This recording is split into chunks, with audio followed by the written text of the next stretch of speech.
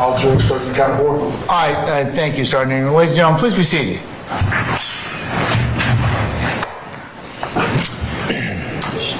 All right, Ms. Love, you may continue, madam.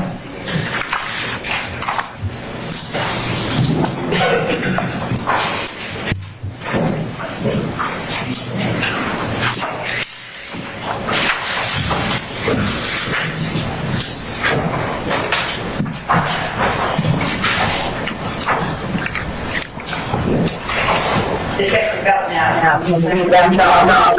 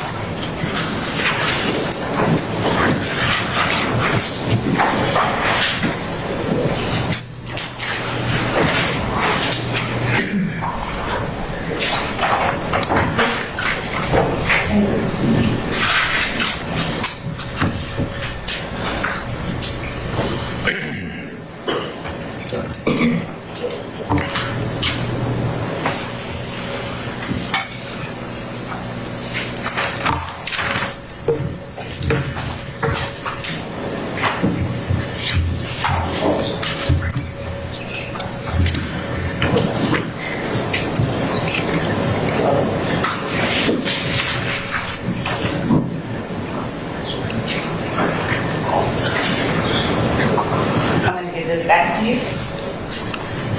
Thank you. Oh.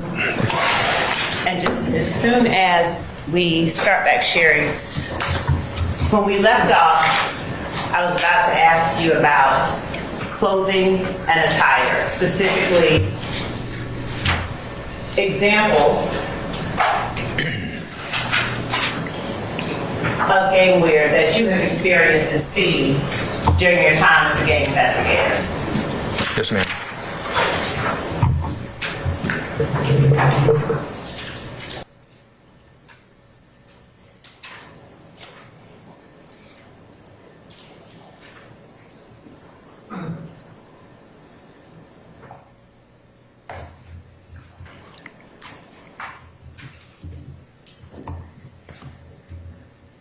And as you had spoken about tagging prior to going to lunch,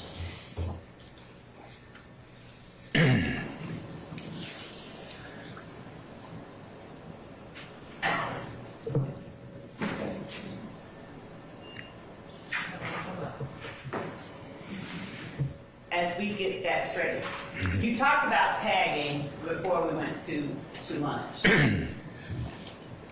How is it that you're able to discern specific paintings or markings that you see on the sidewalk or on the side of buildings as gang-related graffiti versus something else? Sure. So I've certainly been trained on this over the years. I now actually teach about gang graffiti and recognizing gang graffiti versus tagging of another kind. And in most cases, the way I explain it is gangs tagging is usually not as subtle as other types of tagging. Gangs generally want the tagging to be clear as to what it is. And this photo that we were using as an example of rock gang tagging, as you can see, ROC is spelled out very clearly. They've got very clearly the red 5-point star. It says blood down at the bottom, and it also says, excuse the language, fuck Crip.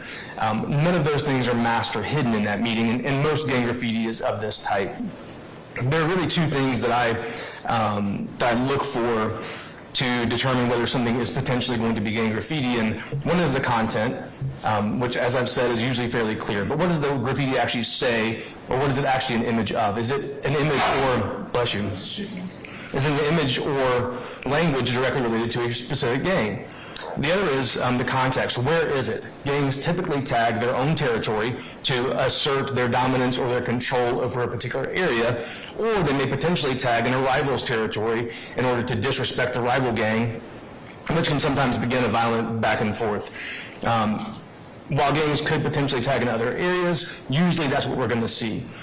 So I regularly get sent pictures of graffiti to review for possible gang affiliation. That's sort of the first two filters that I put it through. And generally, we're able to discern what it is using that technique. Now, the area that is depicted on the screen, currently labeled gang tagging, you said that it's generally in an area occupied by the gang. And this particular area... Objection to repeating the direct. Overruled. Would you please tell the jury what area it is that is depicted in this particular image? This intersection is the intersection of Mount Zion Road and Hable Road, which is in that Cleveland Avenue corridor. Now, when we're talking about gang clothing, if you can go to the next slide.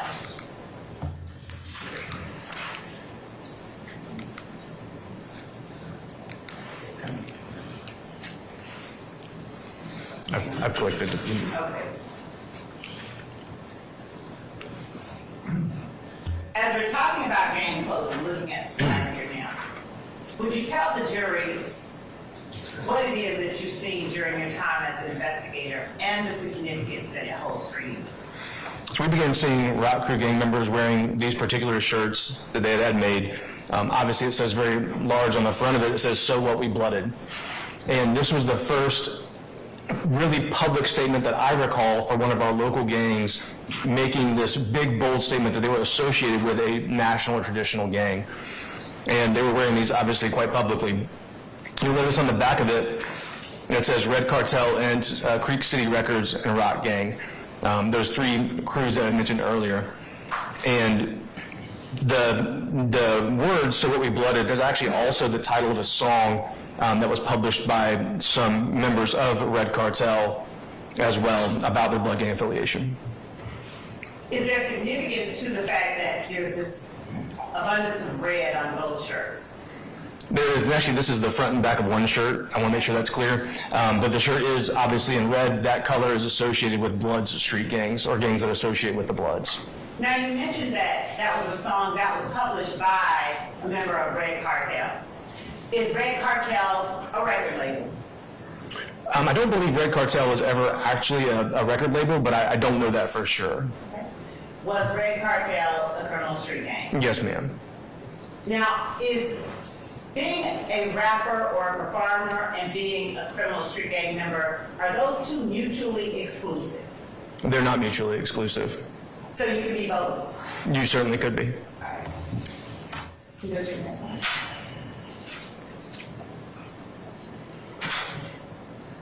Yes.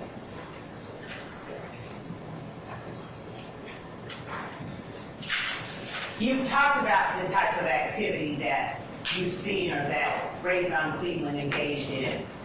Did this activity remain confined to strictly the Cleveland Avenue area of Atlanta?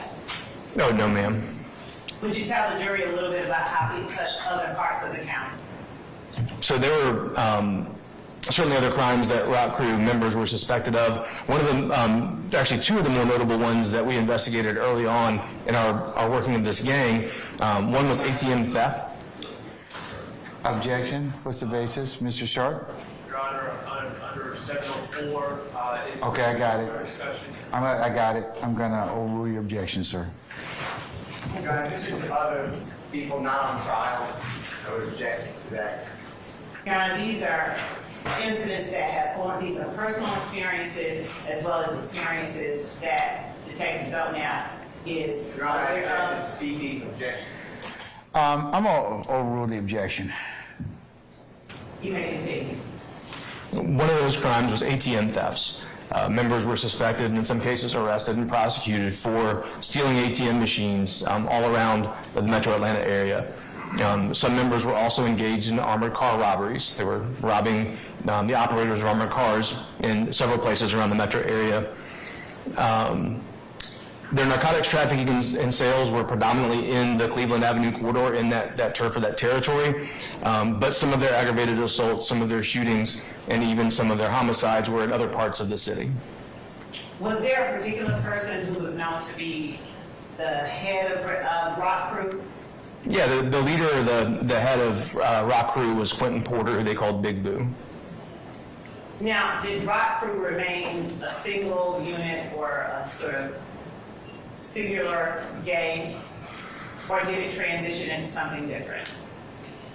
So we saw a change in Rock Crew around 2012 into 2013, away from using the name Rock Crew, and we started seeing other things pop up in that area.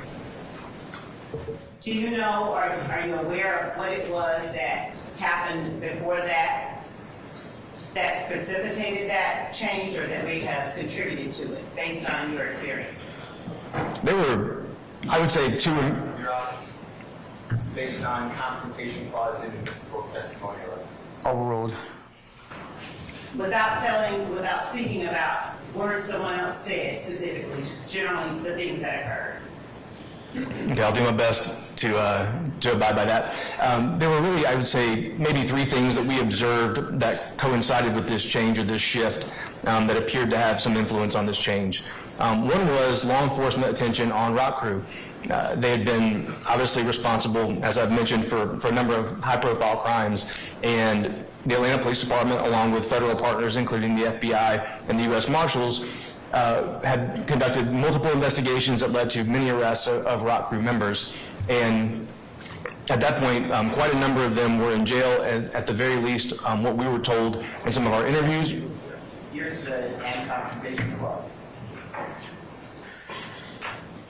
Without getting into... Yeah, I'll sustain the objection as to that. You can rephrase it. Okay. Okay. Law enforcement was paying a lot of attention to Rock Crew, leading to the arrest and incarceration of many members. Another thing that occurred was this next piece. I don't know if I can say without it being... Okay. Let me ask you the question then. Okay. Did you all ever conduct any wiretaps that involved Rock Crew? We did. And during the listening to and reviewing of those wiretaps, did you all observe or hear members of Rock Crew talking to one another? We did. Foundation.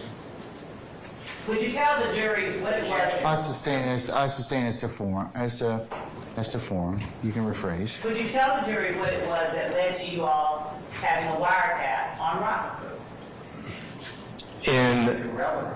Overruled. In 2011, there was a 30-deep gang member who was being prosecuted in a murder trial here in Fulton County. One of the witnesses in that case had an intent... May we approach?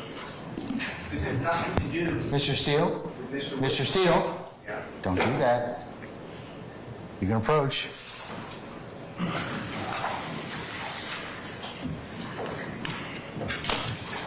Batteries. This one is.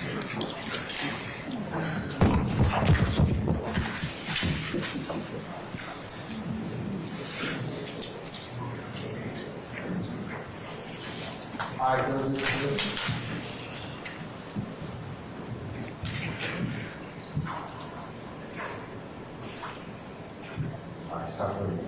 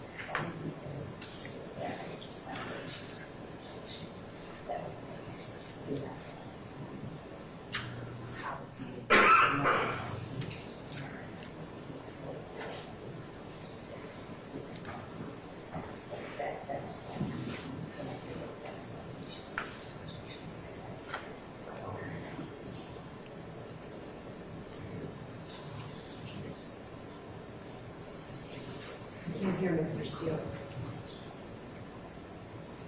Oh. Yes.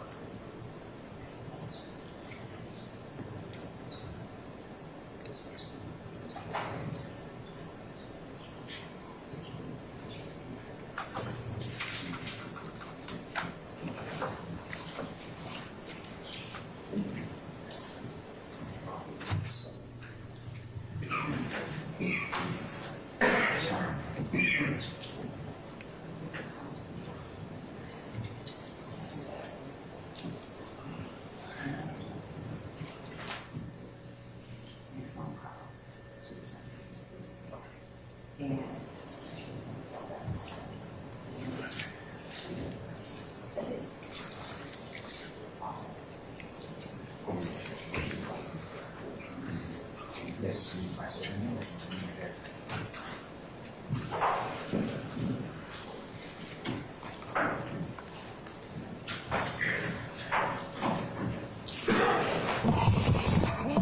Okay, the objection is overruled, and I note a continued objection for the record.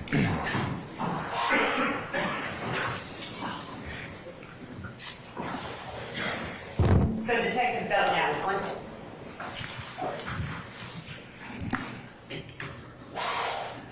on that wiretap, were you all able to observe or overhear interactions between members of Rockford? We were. And were those, were one of those members Quentin Porter or Big Boo? It was. And who was the other member? There were other members for sure involved in those conversations, but the target telephone was Timothy Thomas. Did you observe it or overhear, or did you all detect or identify or discover a telephone call between Quentin Porter and Trontavia Stevens? Not during the wiretap, no ma'am. Okay. At what point did you all learn of a conversation between Quentin Porter and Trontavia Stevens? That was during an investigation of a separate incident that coincided with and was picked up on our wiretap. During that time, did anything happen to Trontavia Stevens? Objection. Form and engagement at the time. I'll overrule the objection. Something or anything that you all found significant in terms of what happened with Rock Group and its members thereafter? So Mr. Stevens was suspected of committing an armed robbery on Cleveland Avenue of Javoris Crittenden, who at the time was an NBA basketball player. And after that time, during our investigation, Mr. Crittenden was accused and later convicted of shooting at Mr. Stevens and shooting and killing an innocent third party. Did the shooting occur in close temporal proximity with the call from Quentin Porter to Mr. Stevens? It did, to my knowledge, yes. Okay. What other events occurred during that time that coincided with the split or eventual change in the structure of Rock Group? Around this time on social media, there was also posted a picture.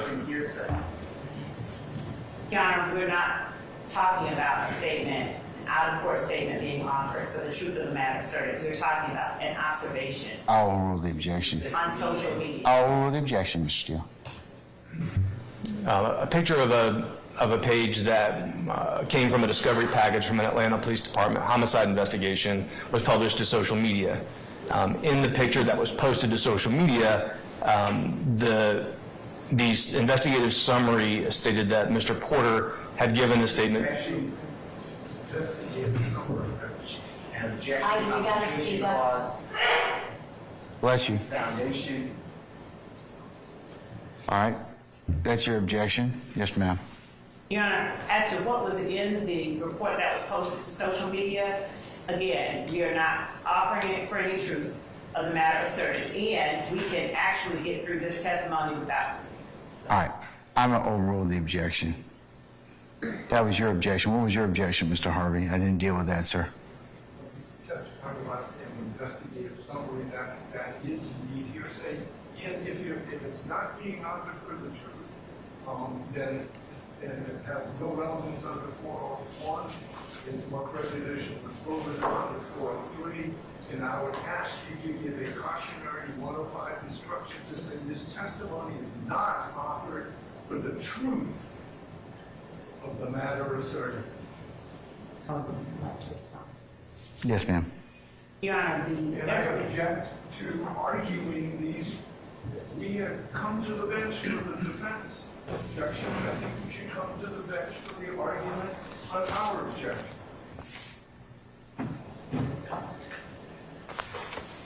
Okay, since you made the objection, Mr. Harvey, come on up.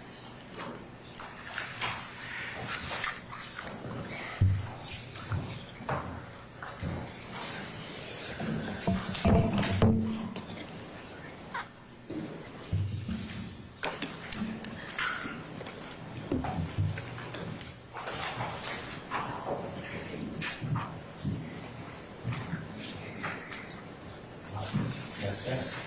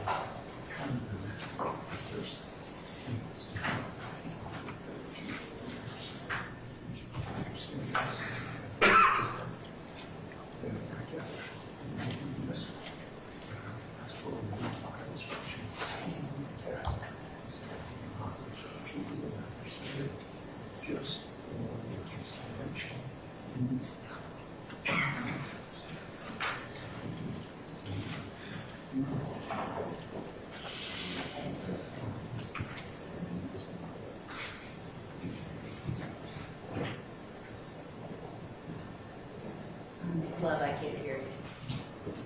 Please don't talk.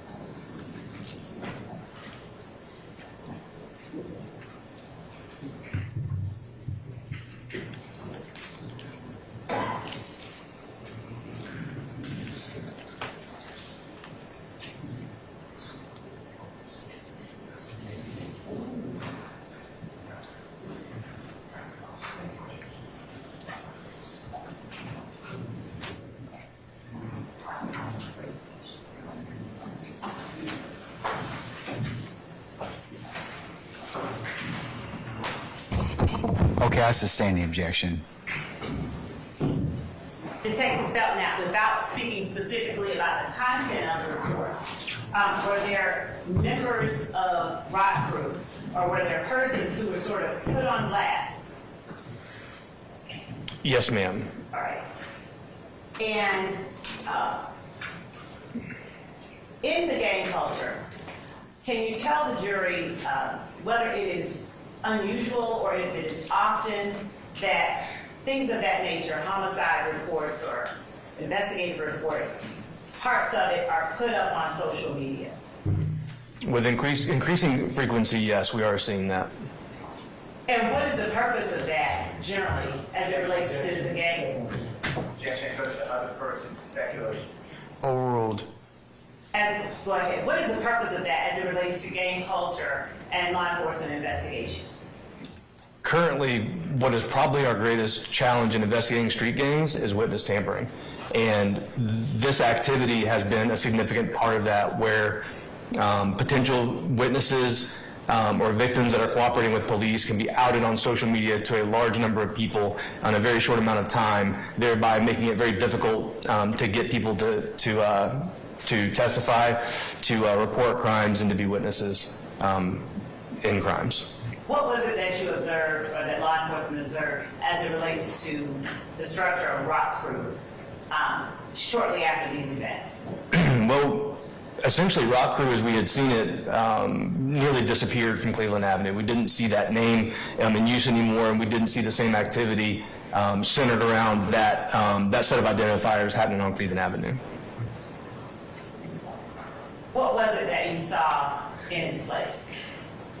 Starting in 2013 and going into mid-2013, we started getting reports, 911 calls for service from a variety of people in the Cleveland Avenue area. From This is a surrogate competition clause. Overruled, Mr. Steele. Overruled, sir. Go ahead. We received calls from several of the schools in the area, as well as some parents in the area, and the general reporting. Your Honor, objection. This is exactly violating your order. Yes, sir.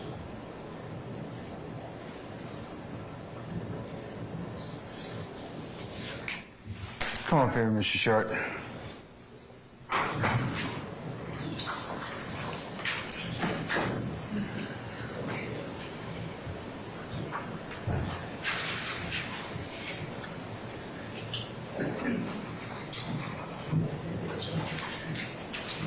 All right, stop radio.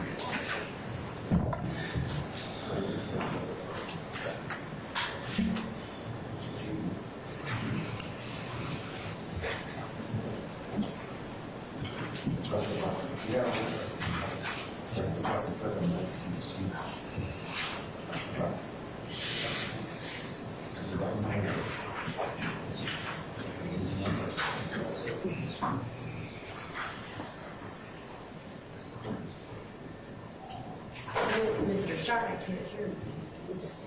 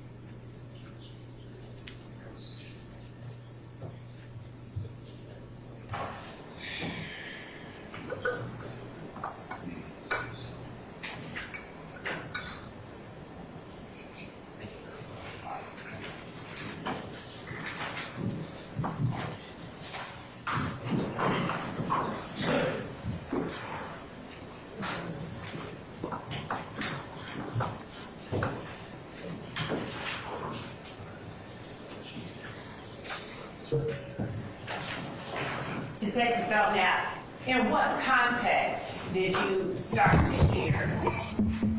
Did you learn of sort of an evolution from Rock Crew? One of the earliest places we saw that was from reporting of incidents within the community. Okay. And Hold on one second.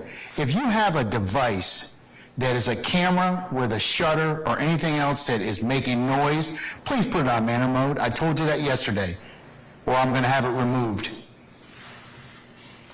I apologize to all of you. Go ahead, sir. And what words were you hearing coming from these sources? They were reporting that the activity was related to a group called Slime Gang. Okay. And are these coming from adults, from schools, from middle age, from high Actual school? speculation, confrontation clause, hearsay.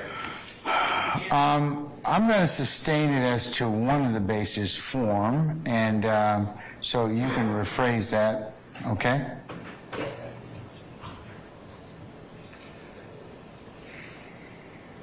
Are these reports coming into the Atlanta Police Department? Yes, ma'am. And are they coming in through civilians? Yes. Objection, speculation. Not quite. And Overruled right for now. are they related, the reports that call your attention to this slime, are they related to adults, or are they related to children, or what? Objection, Basis. go back to your order. No. Compound question. Well, the form of the question. I'll say this, the form of the question. What is the age group of the persons that these reports are related to? We were receiving reports. Hold on. I'm going to sustain the objection to form. Good, just a judge. That was Mr. Steele. Let me ask a question, Ms. Love. Why were you getting these calls, Detective Belknap? We were getting these calls because citizens in the community were reporting criminal activity related to this slime gang. What are these reports coming from the schools? Where were the reports coming from? Some of Sustain the, as to form. yes, sir. So some of the reports were coming from the local schools, from South Atlanta High School, Crawford Long Middle School. Other reports were coming from parents within the community reporting incidents involving their children. Thank you.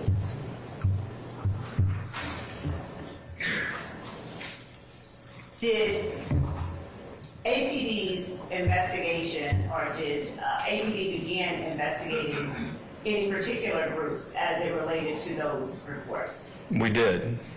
What was the group? What we began to discover was activity by a group calling themselves Young Slime Life.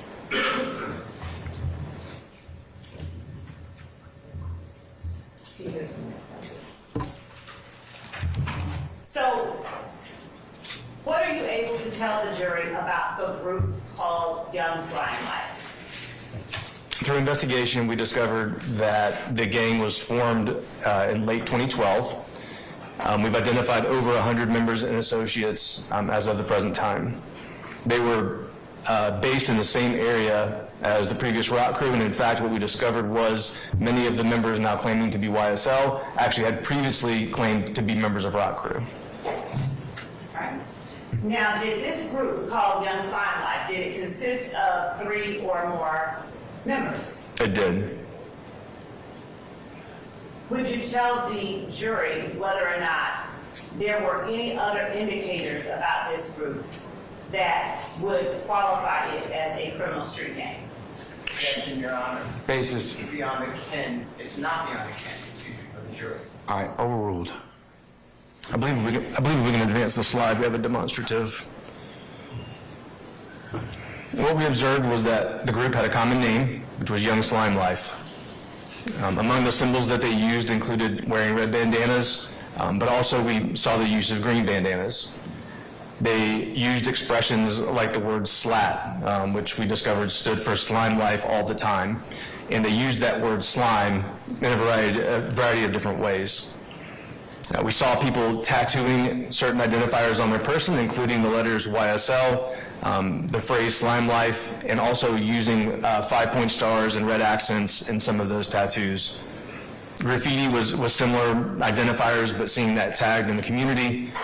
Their attire, again, using those gang flags or gang bandanas in red or green colors, and also custom clothing around the idea of slime. And we also saw them using other distinguishing characteristics, like using snakes, lizards, including emojis of snakes on social media. Some members refer to the group as Rudy Gang. That refers to a gang member who was shot and killed in 2016, and his nickname was Rudy. And we also saw them using other blood gang identifiers, specifically often those associated with the Sex Money Murder Bloods. Were there any crimes that you observed or that were investigated that were committed by members of Young Slime Life in furtherance of the group itself. Yes, ma'am. Would you talk to the jury a little bit about those types of crimes and the types of crimes that were investigated? Your Honor, I have the same objection as to the relevant to Mr. Williams and for All right, And conversation question. I'm over the objections. You may talk about it. So as we've discussed already, and what we saw as continuing activity was predominantly narcotic sales in the Cleveland Avenue area, the narcotic sales and distribution. We also saw armed robberies, we saw shootings, we've seen murders, auto thefts, burglaries. We did see some ATM thefts and other things of that nature. Now, were there any other groups that you found to be associated with Young Slime Life? As Rock Crew had an association with 30 Deep, we found that YSL also had an association with 30 Deep. And were there any rival groups of YSL? Well, they were not initially rivals. During the course of our investigation, we discovered a rivalry between Young Slime Life and the Inglewood Family Gangster Bloods. There are three gangs in Atlanta that are associated with the Inglewood Family Gangster Bloods specifically. Those are ABG, which is Atlanta Blood Gang or Anybody Get It, the Haiti Gang, and also Bird Gang. Are you familiar with the record label called Young Stoner Life? I am. Is that the same entity that you are referring to when you say Young Slime Life? No, it's not. Would you tell the jury the distinction, please? So Young Stoner Life is a Georgia corporation that was, I believe, incorporated in July of 2014 as a music publishing arm. When I refer to YSL, what I'm referring to is Young Slime Life, the gang that we investigated for these activities that we've discussed. Now, let me talk a little bit about artists, music artists in the city of Atlanta and Fulton County. Are you familiar with Jeffrey Williams? I am. Is he the only artist or musical artist in Fulton County? No, ma'am. Now, are there other artists that in their music talk about illegal gun sales or illegal drugs or anything like that that the Atlanta Police Department is aware of? I'll sustain the objection.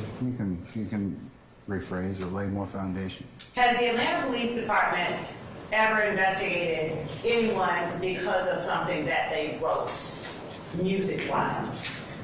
This is inappropriate. I object to relevance. I'll overrule the objection. I don't honestly feel like I can speak for the police department and its history Let me in just talk that about you question. on that. Okay. All right. So, as it relates to a musical artist's words, is there any crime in saying words? There are certainly potentially crimes in spoken words. All right. Now, I'm not talking about crimes being described in words. I'm speaking of, is it a crime to speak the words? As a generality, no. Outside of, Your Honor, that Yes. was the answer to the question. And So it's non-responsive, is that what you're saying? Okay, I'll sustain this as non-responsive. Have you ever sought to arrest anyone for speaking words in a song? no, ma'am. When you talk about Young Slime Life and Young Stoner Life, did you or have there been any correlations between those two entities? Well, to the extent that I'm not sure I understand your question. Okay. Does the Atlanta Police Department and you as a gang investigator consider Young Stoner Life to be the same as Young Slime Life? ask and answer. I'll overrule the objection. Through the course of our investigation, we did not view those two entities as being the same. No. Next slide.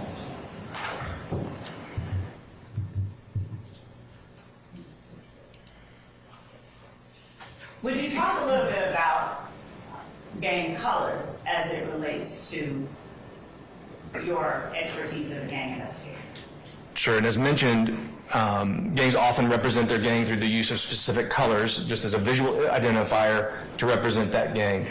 Of course, all of these colors can be used in completely non-gang related and lawful ways, but gangs will particularly adopt the use of these colors, and oftentimes we use them in a particular way. So for example, gangs that associate with the Bloods will use the color red, as we've mentioned.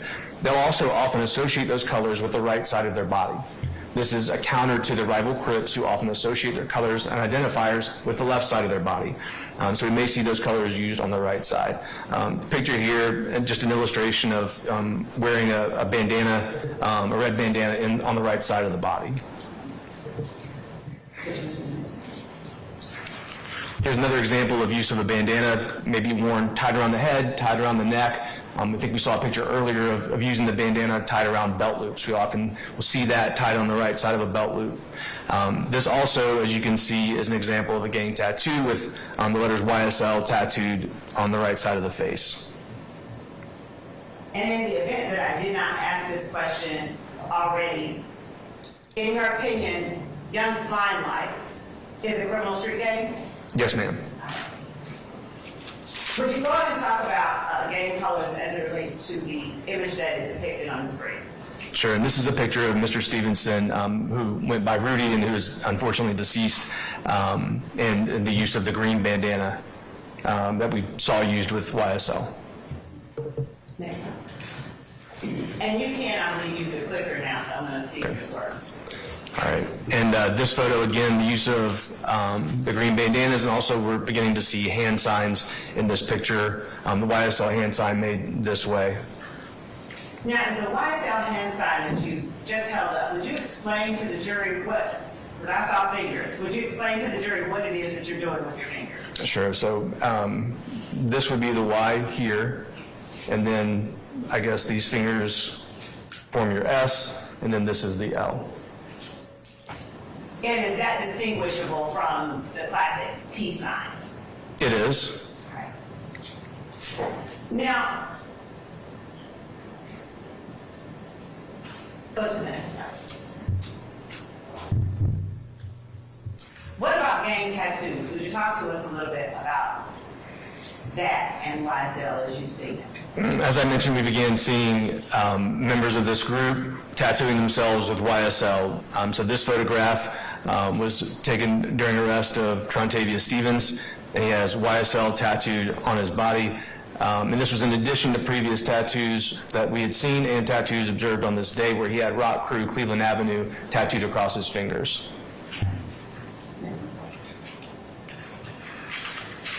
Here's another example of this tattoo. You can see on the right shoulder it says slime, and on the left shoulder it says life.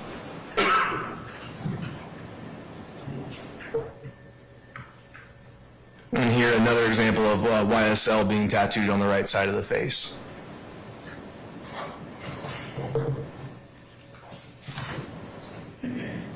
Let's go a little bit more into hand signs. Would you go to the next slide? Would you talk to us about what we're looking at on the screen? Sure, so this is an example of the YSL hand sign again, being thrown here. And so, the person wearing red, is the person wearing red throwing the YSL hand sign, or is the person wearing white throwing the YSL hand sign? Yes, I apologize. The person on the right wearing the red is throwing the YSL hand sign in this picture. What are we looking at here? This is another example of the YSL hand sign. This is I'm sorry. Go ahead, what are we looking at? This is an additional hand sign used by YSL members. It's to indicate wiping your nose, and they will draw the index finger across the lip underneath the nose in a fashion you can see here. And are there any, go back just a minute. Are there any markings or tattoos that are related to YSL depicted in this photograph? Yes, ma'am. Additionally, you can see the word slat tattooed across the index finger. Next slide, please. Talk to us a little bit about gang clothing that you see in relation to YSL. So here's some examples of some of the clothing we began to see YSL gang members produce and wear. This hoodie on the left has a definition of the word slime as seen on here, which says, I can't be trusted, or repulsive or despicable person, wipe your effing nose, is you slime enough? And on the right, you see a hat that says, Make America Slime Again.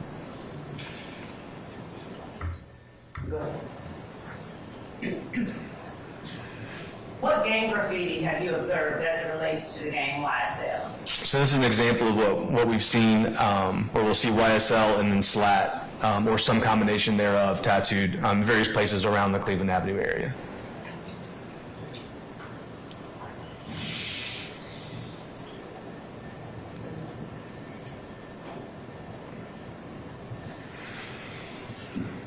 You've talked about the activity that you've seen committed by members of YSL.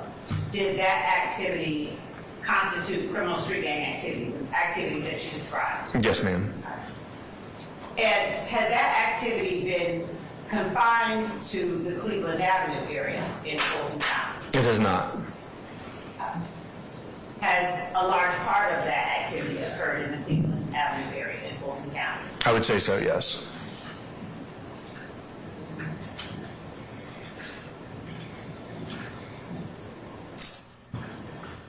What is the significance of 30 Deep, the group 30 Deep, as it relates to YSL? So 30 Deep existed prior to my time coming into the gang unit. They were believed to be founded in 2004. And as you recall, I came to the gang unit in 2009, and we immediately were tasked with investigating crimes committed by 30 Deep. They were based in the Mechanicsville neighborhood, which is in southwest Atlanta, and we've identified over 100 members or associates of 30 Deep.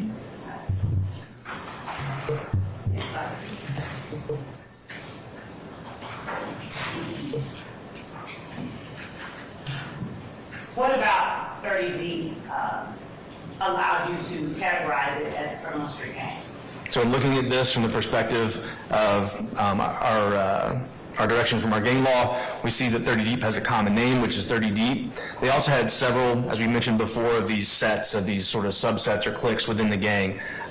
Some examples of that are DRC, which stood for The Robin Crew, YRC, which was Young Robin Crew, BRC, which stood for Baby Robin Crew. That group has now taken on the name KT, which stands for Cutthroat. We saw them using signs and symbols. They make a 3-0 hand sign, and that was actually pictured in the photo before, and we'll show you another picture of it in a minute, I believe. We see them tattoo certain identifiers on their body. They use the number 30, of course. They also use 272, 372, and 972. Now, this is a good way to benchmark when a gang started, because those numbers correspond with numbers on the telephone keypad.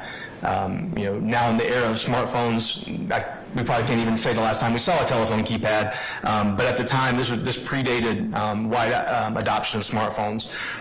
So the number 272 corresponds with the letters BRC on a telephone keypad, 372 corresponds with DRC, and 972 corresponds with YRC. We'd also see them tattoo their neighborhood name, Mechanicsville, sometimes Zone 3, which is the patrol zone that they were in conjunction with these other identifiers.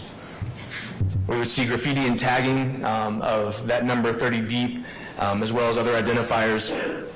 And while 30 Deep started out as a non-traditional neighborhood-based gang, we did see over that time period that I mentioned earlier, 2009, 2010, 2011, that they began also taking on blood gang identifiers, wearing red bandanas and other gang-related clothing, also making custom clothing. They were often referred to as the Smash Gang because their staple crime was committing smash and grab burglaries of commercial stores. And their identifiers, what types of identifiers did they utilize? So the ones previously mentioned, and also began taking on other common blood gang identifiers. Were there any associated gangs as they relate to 30D? Yes, so we found they were associated with ROC, as mentioned, then YSL. They also had an association with the Goodfellas street gang. How is that association reflected in what you observed or what you learned about or investigated during your time with gang? What we saw was a cooperation between those two groups and their criminal activities, such that the line was blurred between the two groups. They were regularly together, both associating with each other and committing crimes with each other.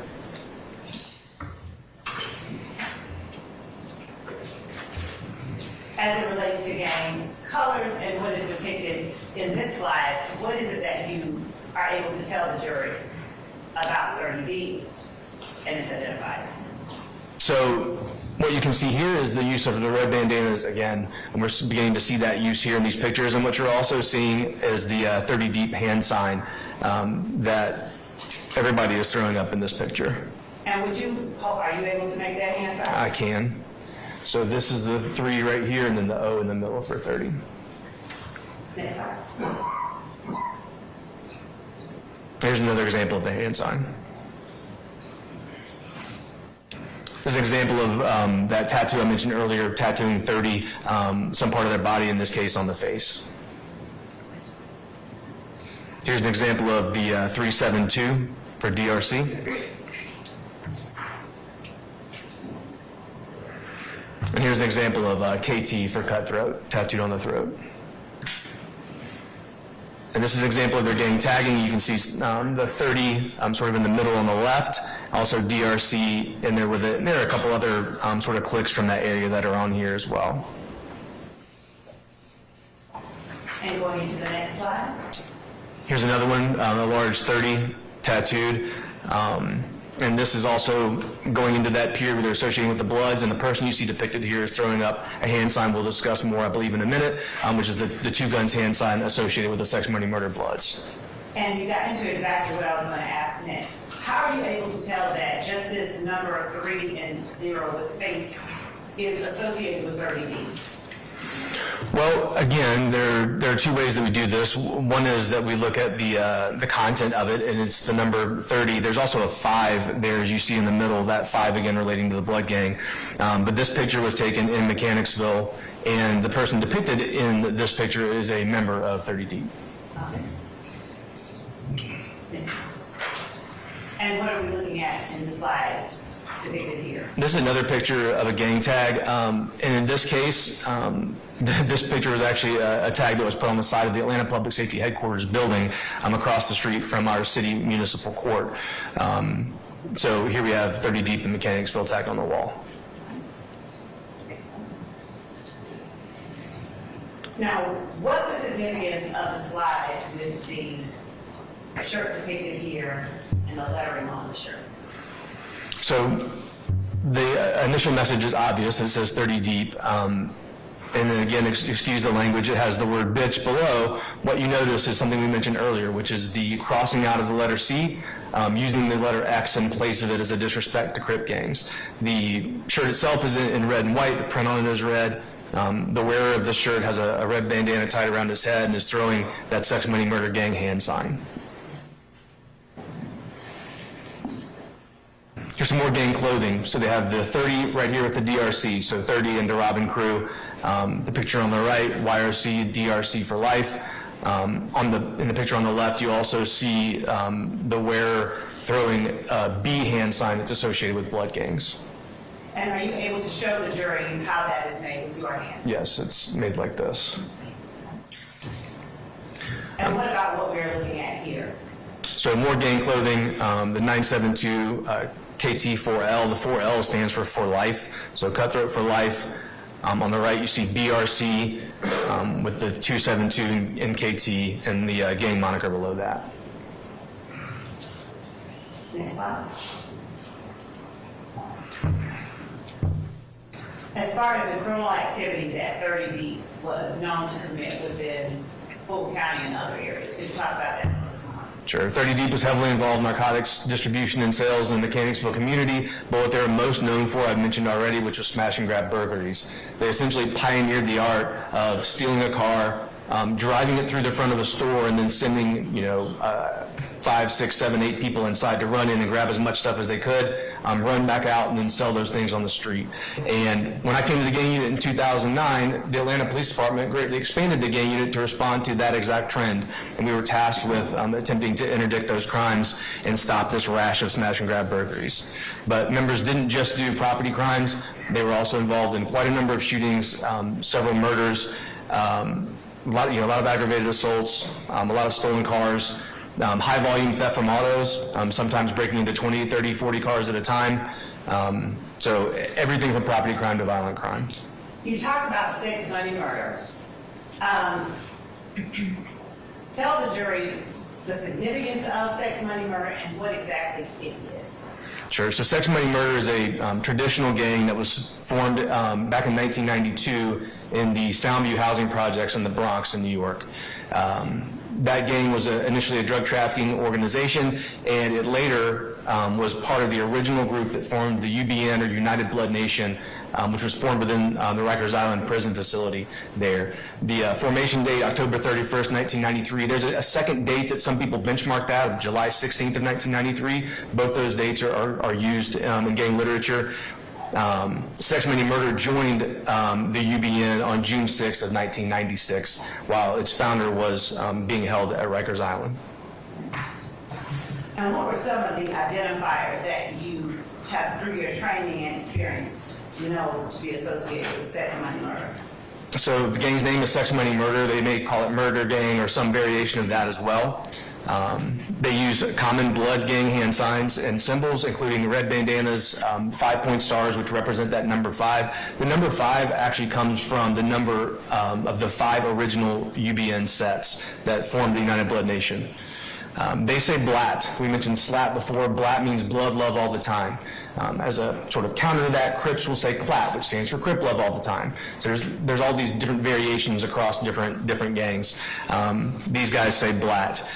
They use the letter B heavily. They may use Boston Red Sox logos, Bentley logos, things like that have a capital letter B in them. They'll tattoo S&M on their persons, sometimes substituting the number 5 for the S to get that additional identifier in there. They'll use 5-point stars, and they'll often include red accents within their tattoos. They will tag all of these identifiers, including the gang's name, the number 5, blat, and they'll cross out tagging for rival gangs as well. They'll wear red bandanas and clothing to signify their association. And this is one of those traditional gangs that we talked about way back at the beginning of this morning, where they actually have books of knowledge that actually list out the rules and codes for the members of the gang. Next slide. When we're talking about the United Blood Nation, what 5 groups does that consist of? So the 5 original gangs that formed the UBN are Sex, Money, Murder, the 9 Trade Gangster Bloods, the 1-8 Trade Gangster Bloods, the G-Shine or Gangster Killer Bloods, and the Valentine Bloods. And within sex, money, murder, or within the United Blood Nation, was there a particular hierarchy or ranking? There is. It starts at the top with the Godfather, the founder, which is Peter Rollick. Then in each state, there are 2 statewide leaders. One is called the High O20, who's a statewide leader with some national authority or influence, and the Low O20, who's a statewide leader with statewide authority. I've kind of summarized the middle management piece of this because they have a bit of a complex middle management rank structure. Essentially what they do is they divide areas by groups and give leadership chains to certain geographical areas. It was a little much to put on one slide. And then below that they have the members of the gang, the foot soldiers they're sometimes called. And have there been high O20s and low O20s identified in the state of Georgia? Yes, ma'am. And are you familiar with the names of some of those people? The High O20 for Georgia is Kyle Ory, who's currently being housed in the Department of Corrections. And what does Kyle Ory, does he have a nickname? He does. What is it? Nasty New. And as we go to the next slide, talk a little bit about the rules and codes as it relates to sex, money, murder. Sure. This is a sample of some of the rules and codes that they use. The gang itself has 31 codes that members are expected to follow that are listed out in that book of knowledge. They will sometimes use the phrase Peter roll, and that means to kill someone. So it refers to murdering somebody if you Peter roll somebody. That Peter is a reference to that founder, Peter Rollick. They refer to the gang and its members as Blazing Billies. They use the phrase rollacking, sort of a general term for just the gang's activities. As you can see, sometimes when they write it out, they'll cross out that C in rollacking. They use that expression, blood love all the time, or blat. One example of many codes that they use is buck 50.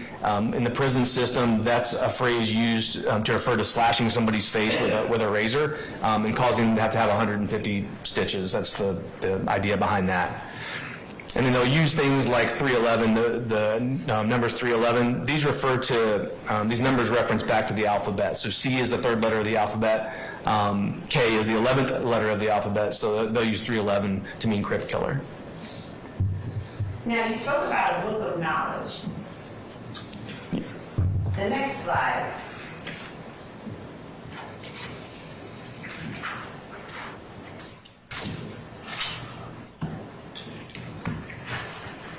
What is the next slide? What are we looking at? So these are examples, pictures from a book of knowledge that was recovered by the Department of Corrections. And generally, where are these types of documents found? Are they published and sold online or what? They're not. Typically, they're found with members. And so a prospective new member will be given a copy of this, or they'll be expected to copy it from somebody else's copy of it, and then learn these rules and codes and be able to recite these things on command. So that's part of their initiation process, is learning the history and learning the oath and learning the codes for the gang. So members will also often be found in possession of this. We still find written versions like this. Oftentimes nowadays in the modern age, we'll find these in a digital version on a phone or on social media, things like that. And looking at the next slide, is this more of an example? It is, and this is that list of those 31 rules for within the gang. And these are rules that govern the way that members are to conduct themselves and things they're responsible for doing and not doing within the context of the gang. You'll notice a couple things we've talked about are actually here in the rules. Number 20 is that they're expected to always capitalize the letter B, slash the letter C. They also will sometimes use a money sign and replace the letter S. And other things like 18 where it says that they're not allowed to snitch, and obviously many other rules they follow. And when you said 18, number 18, they're not allowed to snitch, it says no 999. What's the significance of that? In their gang lingo, 999 means snitching, so they say no 999 or no snitching.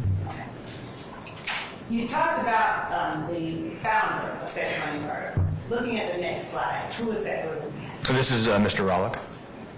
And is Mr. Rollick still alive and well today? He's still alive, yes ma'am. And is Mr. Rollick known for doing anything? In particular, is he notorious for doing anything? He, Your Honor. Basis, sir.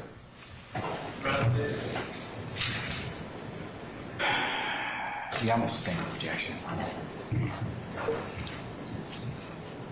Your Honor, are we allowed to refer to where Mr. Rollick currently is? Yes. Okay. You can ask him. Where? Hold on, is there something, you said something, Mr.?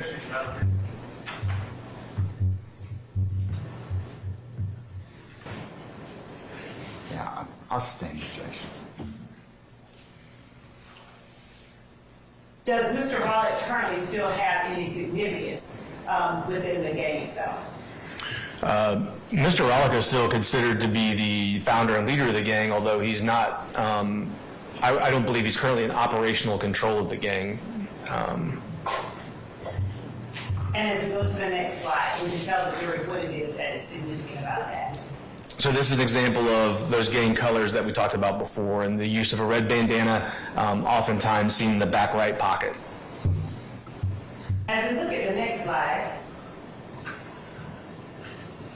what are we looking at? So this is a gang hand sign that they use, and this is their two guns hand sign. We mentioned it and saw some examples earlier, but as you can see, they'll make their fingers into the shape of a gun, and will often hold it sort of the traditional way is in front of the chest like this. They may now hold them separate or even just do one of those, but the two guns is their kind of primary hand sign. Looking at the next slide, what are we looking at?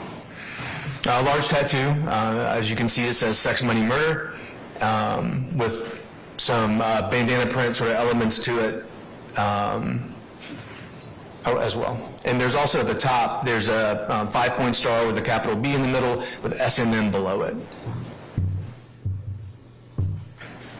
And moving forward to Here's a large SMM tattoo. and what's that underneath it? It looks like a person holding a smoking gun. And going forward to gang tagging that has been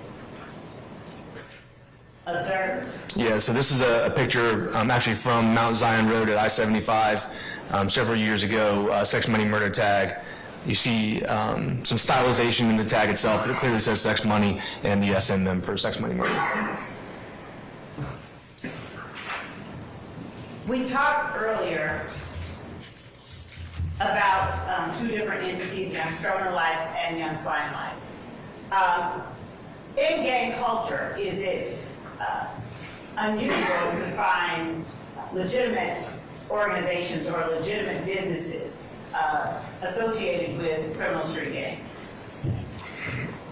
Well, we've certainly seen, it's not a new thing for criminal organizations to get into in quasi-legitimate businesses, although typically criminal organizations don't get into purely legitimate businesses. Those are used as sometimes front companies, sometimes avenues to launder money or to otherwise mask criminal behavior. What types of organizations have you seen that have used that type of structure? I think Give some examples of some. sort of the classic example is the mafia crime families that were in waste management and have been in gambling and things like that as avenues for money laundering and avenues to get income through contract, paying off people to get contracts and things of that nature. So these are kind of just old kind of classic examples of that. I want to talk to you a little bit about Fulton County, Zone 3, the Cleveland Avenue area. How much interaction have you had with Zone 3 and the Cleveland Avenue area and members of those communities? Quite a lot over the years. And in terms of economic opportunities and poverty or wealth, does the absence of an abundance of wealth necessarily correlate with participation in criminal street gang activity? I'm going to be honest, I'm not sure I understood the question. All right. Out of the area, Cleveland Avenue, Jonesboro South, are the majority of young people in those areas that may not be wealthy, are they going and joining criminal street gangs? Objection, speculation. I'll sustain it as to form. You can rephrase if you like it. Would you like to? Is it always the case that when young people in those communities, the vast majority of the ones that you have interacted with in those communities, are they availing themselves of the opportunity to go and get involved with criminal street gangs?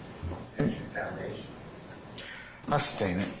You can lay a little more. Have you had an opportunity to interact with young people from those areas? I have How many young people? hundreds over the years.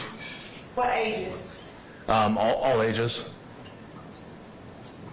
And under what circumstances?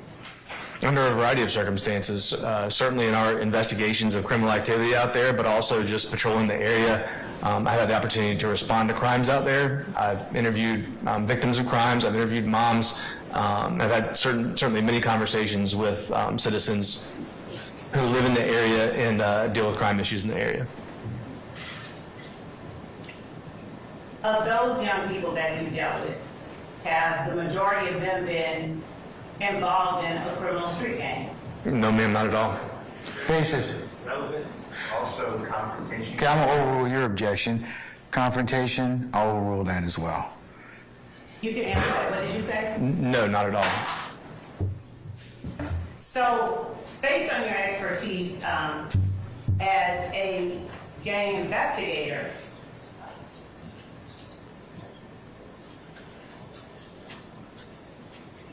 does the lack of wealth necessarily mean one is going to? I sustain the question as to form. Hypothetically, if there is a young person or group of young people in the Cleveland Avenue community who have to share clothes or something like that,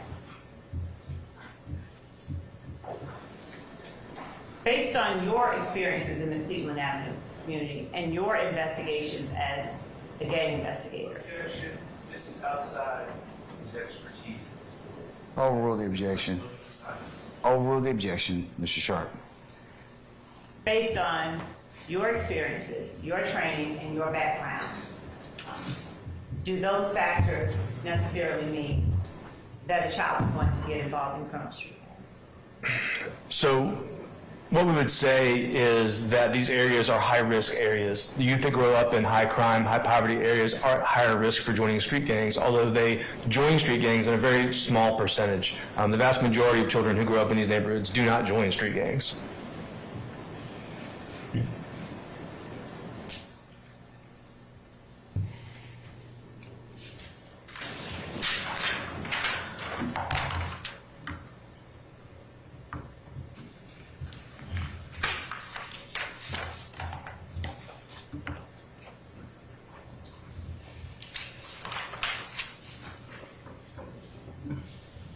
Just one moment.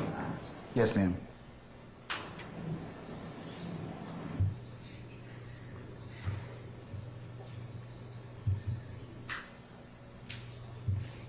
Your Honor, at this time, I don't have further questions on direct, but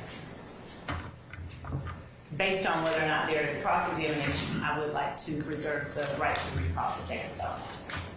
All right. Before we begin cross, ladies and gentlemen, how are we doing? We need to take a break. Can we take one? About 10 minutes? All right, okay. We're going to take a 10-minute break, and then we'll resume with Detective Belknap. All right, all rise.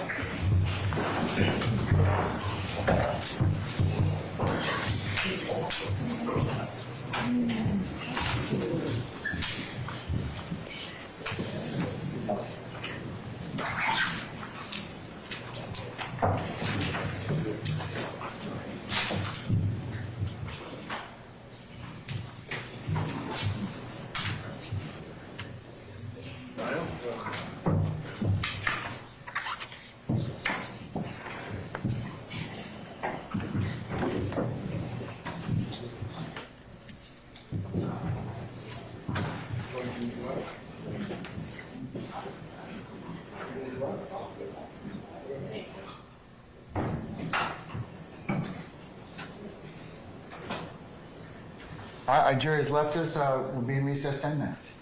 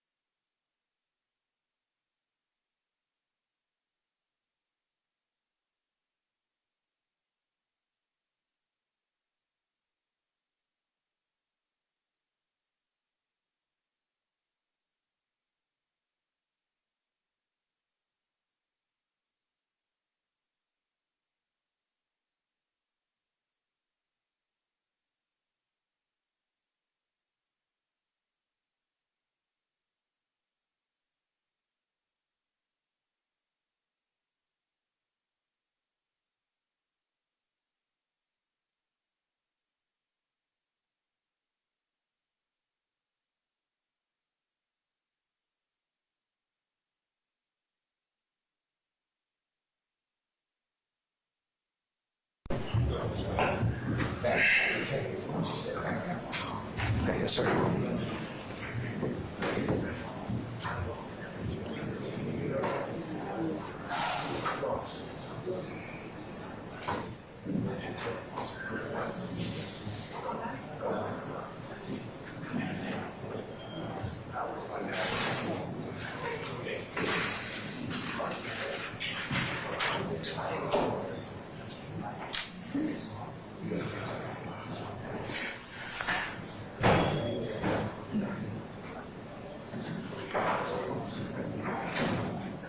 Chris, you ready? Yes. Okay, ladies and gentlemen, if I could just grab your attention right quick so we can go ahead and get started.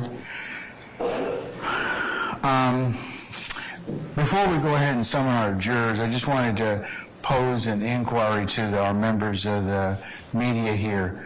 Due to some security issues not attributable to anybody in this courtroom or the parties, and the fact that we have had an inadvertent recording of some of our jurors on the front row, would it be appropriate or okay if you all would not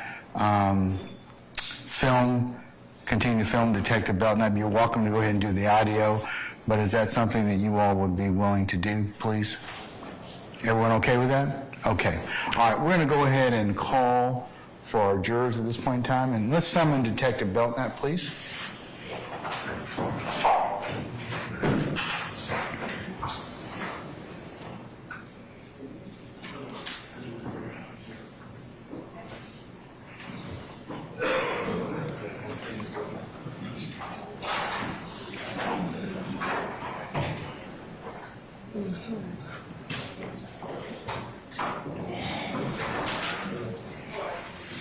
All right, summon our jurors, please, sir. All right, from jurors.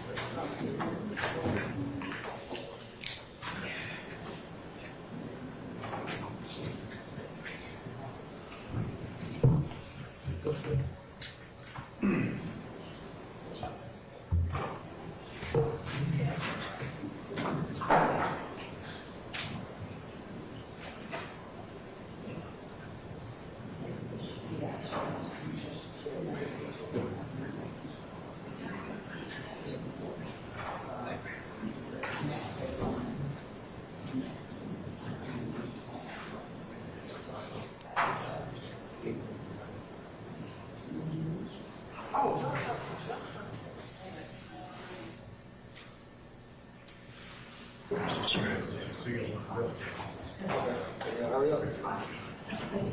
Get it off.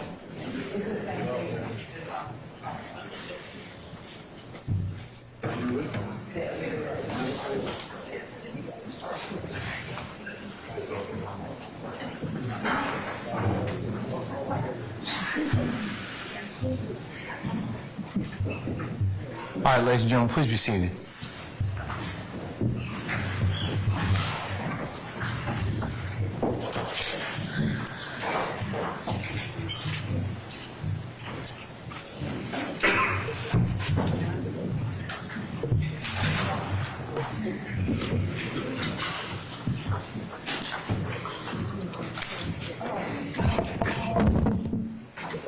All right, Judge, President Counsel. All right, thank you, Sergeant Ingram.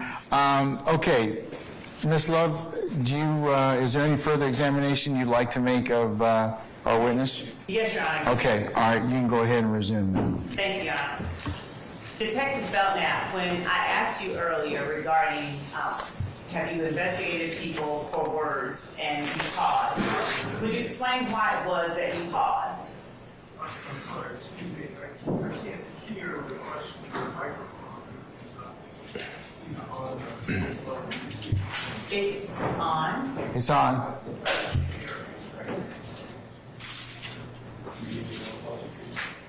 Why don't you, well, you could relocate a little further up if you want, Mr. Harvey.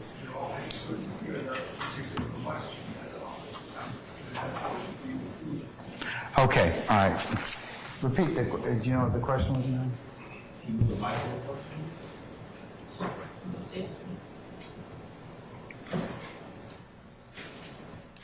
Ms. Weaver, can you repeat back the last question, please?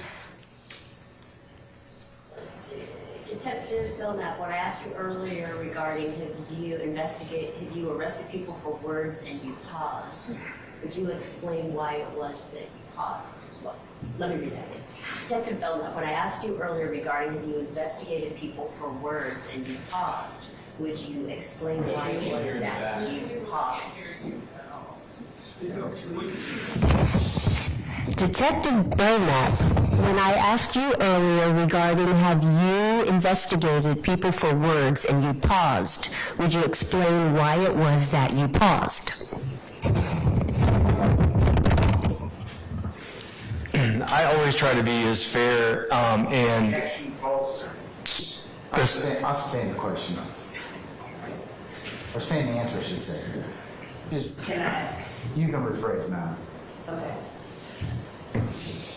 Asking the question about investigating people for words, without getting into your fairness, would you explain to the jury why it was that you paused? some of our investigations involve words that may arise to the level of terroristic threats. So we certainly do sometimes investigate crimes that are committed only with words. All right. And so if I'm not talking about someone making a direct threat to another individual in person, if I'm instead talking about an individual's song that is released over the radio, have you or do you know whether it is the practice of your agency to go out and investigate or arrest artists based on the lyrics that they have written in a song? Objection for the jury to determine. I'll overrule the objection, sir.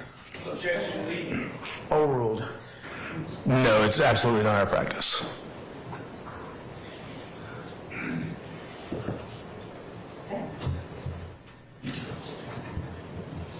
And is there anything that you deem criminal with respect to singing or releasing any particular song? As a generality, no, ma'am. And to the extent that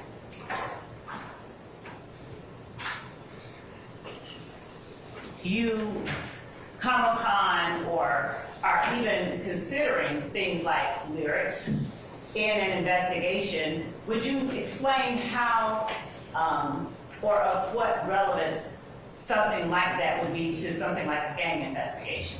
Your Honor, the conduct of law enforcement is not relevant to the issue that the jury is sworn to do. That's for the jury to determine. I'll sustain the questions to form once you rephrase. Sure.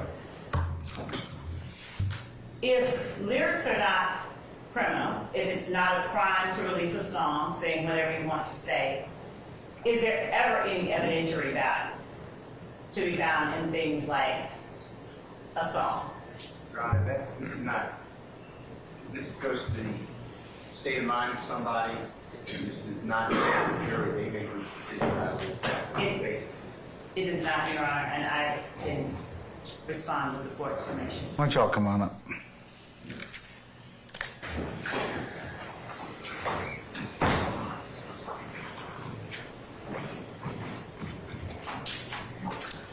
Mic check time.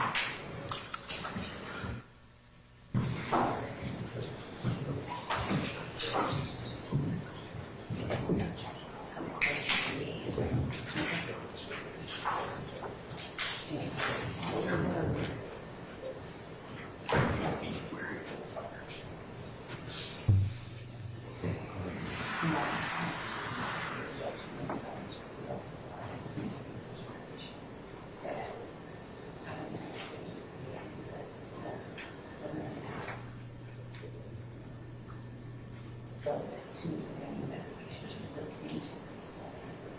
Now, I'm afraid to go back and look at that. I don't know what your protection is, but I believe that things are relevant to an investigator and determine, you know, things that may be a little society of getting exposed. The person being one person.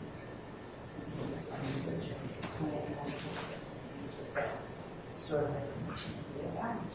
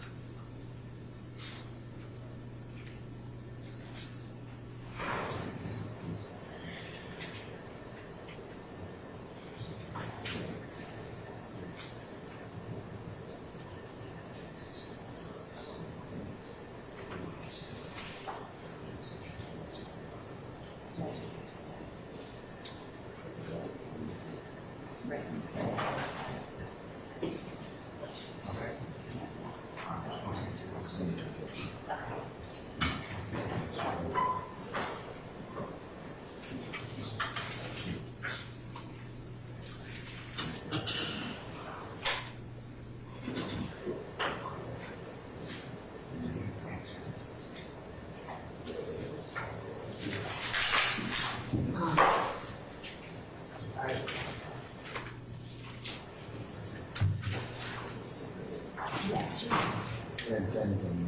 well, I was,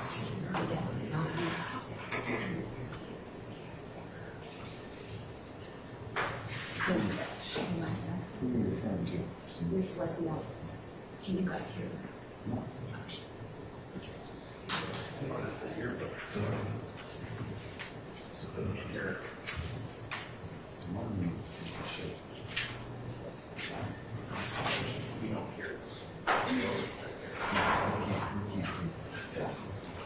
I do. Yeah. I can hear that. Let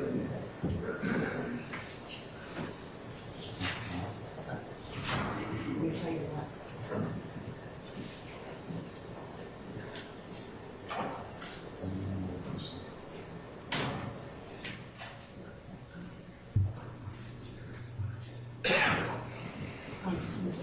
This is the last thing. Okay.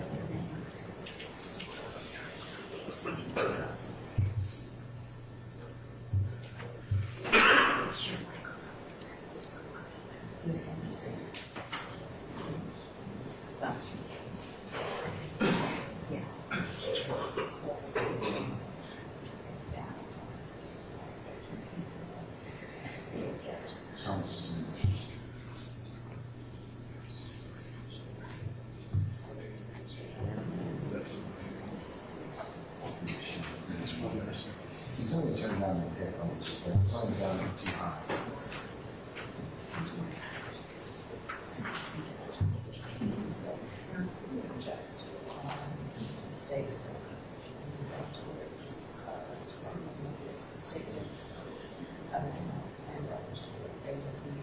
Question.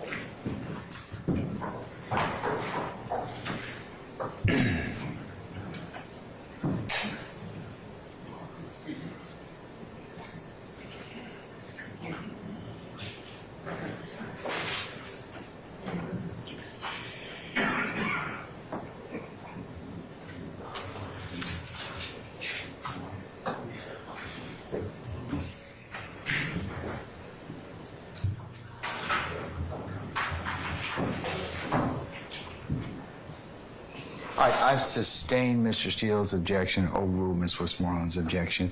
All right, go ahead. Thank you, Judge. Detective Belknap, as an expert in the area of criminal street gang investigations, can you tell the jury where it is that you look to find evidence of whether or not a particular act is criminal gang activity? Objection, that's intent. I'm overruled the objection. Could you repeat the question for me? Yes. As an expert in the field of criminal street gang investigations, would you tell the jury some of the sources of information that you obtained to determine whether or not activity is rightly deemed criminal gang activity? So as I mentioned much earlier now, some of the core things we're looking for in a particular crime are going to be evidence of the motive for the crime itself, evidence of any group affiliations of the people involved, either as a perpetrator or a victim, the display potentially of gang identifiers and things of that nature. I'm going to object to this. He's already been asked and answered. Overruled the objection. During the crime itself. And to find those types of evidence, we may do a number of things. That may include interviews with victims and witnesses. It may include, as mentioned before, some of our techniques like listening to jail calls, could be wiretap investigations. It also frequently is social media, particularly more in the current time. Social media is certainly a source for that. And we often find now as gangs move into other areas, we may find that in music or in lyrics at times as well. When you talk about social media, in terms of investigations into gang activity, how significant is the role of social media? At this time, it's very significant. Gang members, like the rest of us, spend quite a bit of time on social media, and so it can be very, very important to our investigations. And in your experience, how have gang members traditionally used social media to elevate their status or to represent their gang? Social media is today's public square, and where gang members have for years posted up on a corner or in a neighborhood to be out and be visible and be seen, now they, like the rest of us, can be seen 24 hours a day, 7 days a week on social media. And so it's become a platform for criminal street gangs and other criminal groups and other criminals to leverage, to promote themselves, to promote their gang, including posting pictures of themselves with other gang members, wearing gang identifiers, with either pictures or captions referencing the gang and their association with it. We see gang members even post threats to other gang members. We see them post taunts to other gangs after they commit crimes. We see them flaunting sometimes the proceeds of their crimes. All aspects of this show up on social media, whether wise or not. And when those type of things are seen in social media, is it your practice to look into them further and to determine whether or not any of that information leads to any viable leads? It is. Is social media used by gang members to silence other people as well as to represent their gang? Basis. I'll stay in the forum. You spoke earlier of witness intimidation as it relates to criminal street gangs. Is there any role of social media in witness intimidation that you see during your investigations? There is. Would you explain that to the jury? One way that we've mentioned is the publishing of information on social media to out someone who may be testifying as a victim or a witness in a gang-related criminal trial or proceeding of some kind. That's Mr. Steele, you have an objection? Yes, we entertain hearsay and best evidence rule at this point. We're just talking about no idea. No, I'm assistant. I'm going to overrule the objection. Thank you. You may continue with the jury, please. So in addition to that, gang members will often post overt threats on behalf of other members of their gang, which is going into part of the strength of the group and the threat of the group.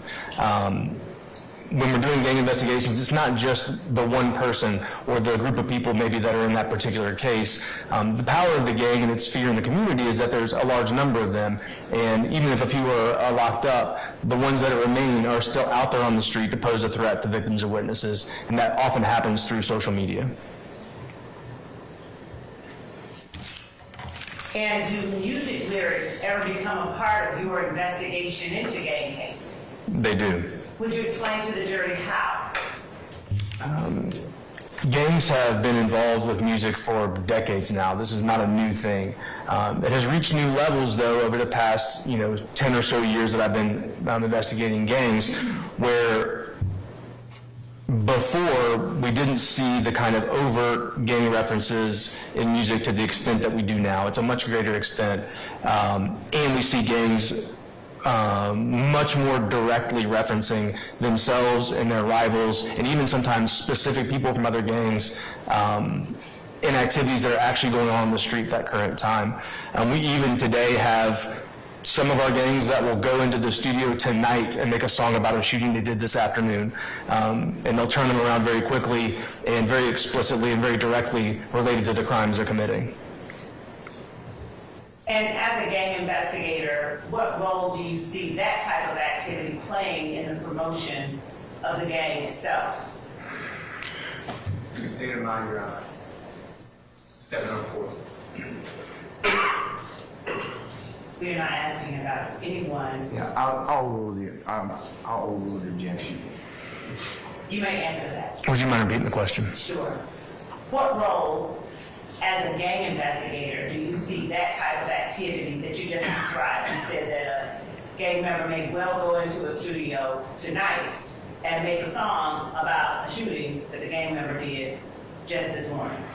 What role in promoting the gang itself does that kind of activity play, if any at all? Music is certainly a part of most of our lives, if not all, and it's a medium that can have a farther reach and certainly be entertaining, but can also attract a lot of attention and give a platform that's large, especially if someone is talented and becomes popular. So composing music and expressing that pursuit of money, power, and respect through the music can be a way for the gang to talk about what they're doing, to again keep pushing that wall of what they call respect, what we would call fear, out into the public and establish who they are, what they do, and what's going to happen to people if they go against them. If I say to you the term studio gangsters, what, as a gang investigator, would that mean to you? Foundation. I will rule the objection. Go ahead. So the term studio gangster has also been around for quite a while, and that refers to someone who may go into the studio and talk tough and talk like they're violent and talk like they're into doing crime and they're dangerous, but they may actually not be in real life. They're just taking on that persona in the music studio for the purpose of their music. Do you, as a gang investigator, have you had occasion to see actual criminal street gangs either embrace or reject the notion of being a studio gangster? There's no foundation. This is I'm going to overrule the objection, sir. I have. Would you give the jury some examples of what you mean? So that allegation is a very significant slur to a gang member who actually is within a criminal street gang and has this reputation as being a dangerous or a potentially violent person, and has that respect within the community. So to say that somebody's a studio gangster would be a huge sign of disrespect. And what we've seen with our gangs over quite a bit of time is that they'll push back against that notion that they're studio gangsters and actively refute the idea that they're studio gangsters. And in fact, we have some gang members who are rappers will say, "I'm not a rapper," saying, "I'm a gangster who raps, I'm not a rapper," taking on the persona primarily of being a gang member who just raps additionally to that. And are there any overt signs of that type of pushing back that you've observed within the city of Atlanta or Fulton County as it relates to any particular gangs, not necessarily the ones that you've mentioned today? Yeah, I'd say one example of that is a tag we saw in the Pittsburgh community some time ago, and it was a tag for the gang BMF, a large mural on a wall, and it says BMF, but behind that it says no ENT. We had this practice for a while. You saw some of that today in the demonstrative, where some of our gangs 10, 11, 12 years ago, when getting attention from law enforcement, would stop calling themselves a gang and start calling themselves an entertainment label or a record label instead, in an effort to mask their activities. But in this particular tag, BMF put this tag up and then it says no ENT, basically saying there's no entertainment at the end of this, we're just BMF. And in your time and experience as a gang investigator, you mentioned earlier efforts that you made to curtail interest in criminal street gangs. Would you please tell the jury some of the ways that you have interacted with the community in order to simply curtail criminal street gang activity as opposed to locking up criminal street gang members? confrontation clause and hearsay. Judge, I'm not certain what the confrontation part is. I'm asking him specifically some of the ways that he specifically has sought to curtail activity. I'm gonna overrule the objection. You may answer. One of the things I mentioned earlier that I've done since I've been a police officer is talk to people. Particularly, I like to talk to young people. I like talking to teenagers, especially when I run across them when they seem to be on that line or on that path, maybe to go the wrong direction. I always try to take the effort to encourage the folks that I see in that place to go the right direction, and I go so far as often to give them my business card with my cell phone number on it and tell them, hey, if there's ever anything I can do to help you do the right thing, you call me. Not that I can do everything for you, I'm not here to save you or anything like that, but sometimes what you need is a little help, and if there's something I can do. Your Honor, he's not bolstering his testimony. I'm gonna overrule the objection. Objection, Your Honor, relevance. Your Honor. And that I might sustain. Your Honor, as it goes to Detective Belknap's experience as a gang investigator and his expertise, I believe that it lends insight into his credibility for the jury. That would be objection. Okay, So, can we move on from that? we shall. Detective Belknap, I'm going to show you a blow-up of one of the maps that you included in your presentation that the jury has seen, and we're about to wrap this up. It is labeled 1 lowercase bravo. And I'm going to ask you if you recognize this area that is depicted on this I do. board. All right? Is this a fair and accurate blow-up of the area that you included in your PowerPoint presentation that you showed to the jury? It is. All right? Ms. Hilton, may I gain your assistance? Hang on, that's right. And without showing it to the jury, what area is depicted in State's Exhibit 1 lowercase bravo? It's part of the area around the Cleveland Avenue community. Your Honor, the state tenders 1 bravo as evidence. Or is it demonstrative aid? Yes, it is. Yes. Sir, will this aid you in giving your testimony in front of the jury? I'm sorry, sir. Will this aid you in giving your testimony in front of the jury? Yes. Has it been changed or altered in any way from the presentation you gave earlier? No, Your Honor. Any objection, counsels, as to 1 bravo, 1B? It's not on the exhibit list that we provided this morning, or late last night. Any further objection? Okay, I'll admit 1 bravo for demonstrative purposes only. Detective Belknap, I'm going to send Ms. Hilton over, Vanna White, to you with 2 markers and ask you to identify to the jury the area that you described Rock Crew as occupied with the red marker in your hand. So I'll say, Ms. Love, not all of the area is on this particular map. Draw an arrow towards where or how far out we need to go in terms of if it skids to the right, then place an arrow to the right. Any counsels are welcome to get up and relocate themselves to look at the demonstrative 1 bravo, okay? If you choose to do so.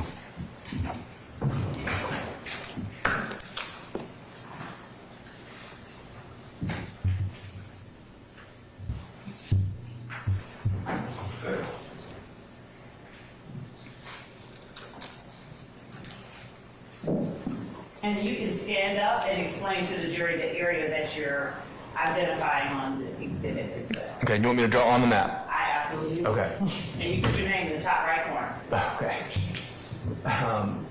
I would say the territory is going to go further south in this direction.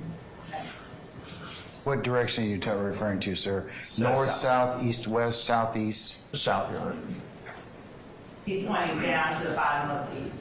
He said south. He said south? Yes, sir. Okay. And then we've had activity also going up a little bit further to the west as well.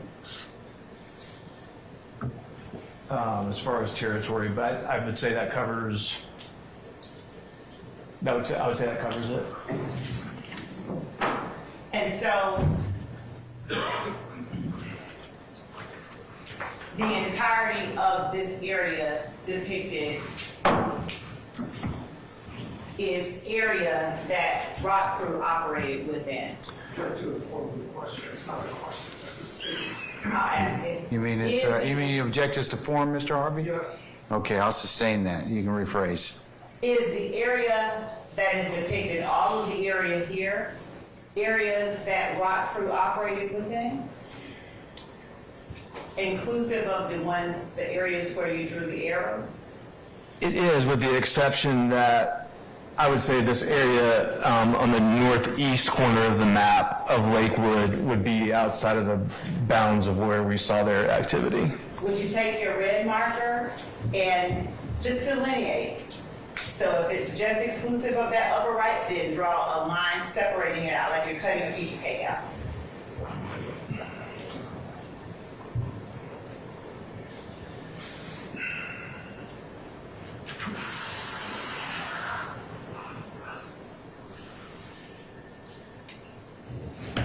And the only exception to that would be potentially the school right here, That school is, being Kit Vision Primary School.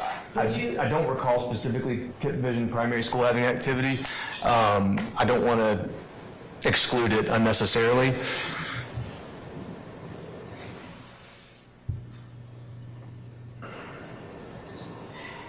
I would say that's pretty accurate. and so would you write ROC over the side of the map that is intended to convey the area that Rock Crew operated in? Okay. Now with your green marker, would you please indicate on that same map the area that YSL operated within? I would say that it would be the same area. Okay. Would you please use the green marker to indicate if the area needs to be expanded out any further like you did with the red marker for Rock Crew? Yes, and the answer. Leading. I sustain the objections. You can rephrase, madam. Is there any area that is not shown on the map that YSL predominantly operated within? There is. Would you indicate with the green marker the directional of those particular areas? I will. Thank you.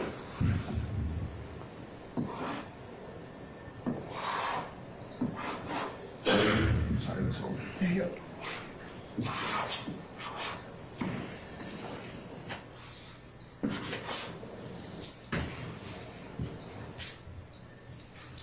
And would you write YSL over the side of the map that you are intending to indicate covers the area that YSL predominantly operated within? Yes, ma'am.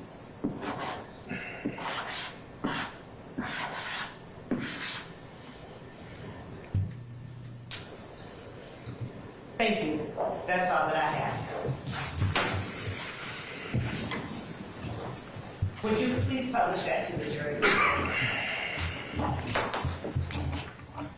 And just walk in front. So that- I'm gonna work around. Thank you.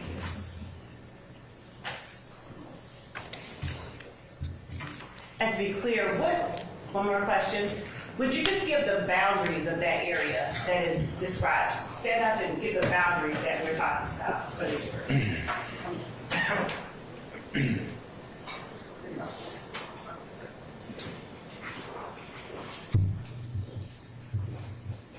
What's not pictured to the west is where I-85 starts to come south. So it'd be roughly bounded by I-85 to the west, and Metropolitan Parkway. Then to the north, Ms. Love, I'm gonna actually have to get the marker back out and carve out just a little bit more of this. Yeah. I would say for predominant activity, I would also block off the Polar Rock area. The what area? Polar Rock. And to be clear, there may be some activity spilling outside the bounds of these boundaries, but as far as the predominance of activity, that's what I understand the question to be. It is the question. Okay. And so you're indicating with the red marker, so is this for Rock Crew? This is for Rock Crew, and I'm going to do the same thing for YSL. Okay.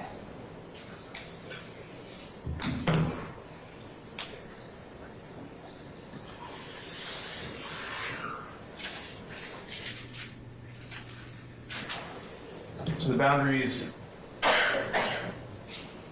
to the north would It looks like it essentially follows along this south river water boundary that you can see on the map. And I would say predominantly south of there, over to the area of Jonesboro Road here to the southeast. As I said, Metropolitan Parkway, maybe I-85 to the southwest. And to the south, Mount Zion Road is not pictured here lower in the map, and that area would be included as well. Is that rock proving for YSL? Yes, ma'am. Thank you. Thank you.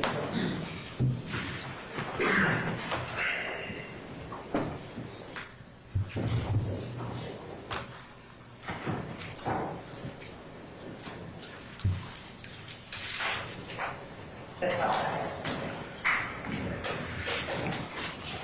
have. Any cross-examination of Detective Belknap at this point in time, counsels? Mr. Matthews? Ms. Hingerty? Mr. Williams? Mr. Harvey? Mr. Sharp? All right, Mr. Steele? I'll do the same, Your Honor, since he's coming back. As the state said, I'm going to toss him with one-time test. All right. Did I miss anybody? Okay, all right. I guess we'll temporarily excuse Detective Belknap at this point in time, madam? That would be fine, Your Honor. Okay, all right. You will have the right, you're granting the state's request to reserve the right to recall Detective Belknap. Yes, ma'am. Thank you. All right. And the defense, if they choose to do so, may cross-examine him at that point in time. They're just going to defer that until such time. Detective Belknap, I'm going to go ahead and temporarily excuse you as a witness. Just stay in touch with the state, and you'll be subject to you'll be recalled at some point in time. Don't discuss your testimony with anybody except the parties in this case, okay? Yes, sir. All right. So I'm going to release you at this point in time, okay? Your Honor. All right, thank you, sir. Thank you.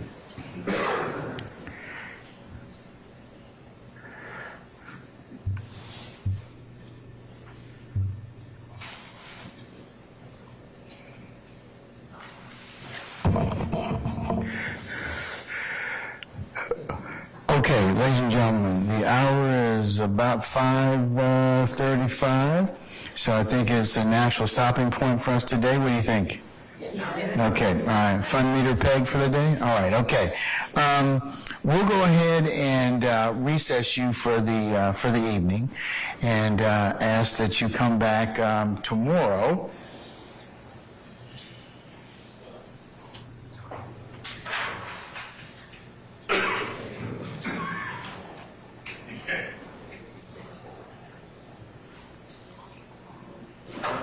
If I could ask you to come back tomorrow at 9 o'clock, to be here by that time for an anticipated 9:30 start time, okay? And then we'll have a pretty much full, we'll probably work till early to mid-afternoon, and then we'll conclude. As I mentioned to you earlier, Friday will be an administrative day for you all because I have some other ancillary business to take up as the chief judge, so we won't be having court this coming Friday. We will otherwise reconvene on Monday, December the 4th.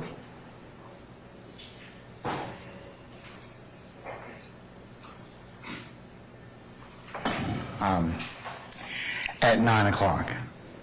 So that's our next couple of days. And as I mentioned to you earlier, we're going to work